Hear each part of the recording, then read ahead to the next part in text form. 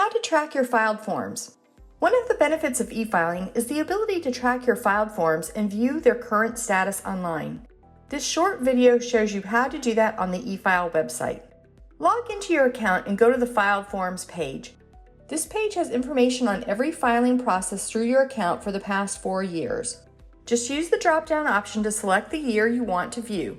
The data will refresh, showing you the status of the forms and the date they were mailed, if they were processed as e-file, print, and mail. Here you can also find a correction form for select forms. Just click the File Correction link.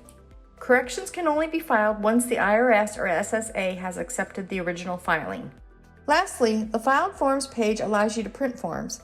Check the box for the forms you wish to print, then click the Print Selected button for the copy options. Remember, the printing feature allows you to print previous year's forms, making it easy for you to replace recipient copies quickly and easily.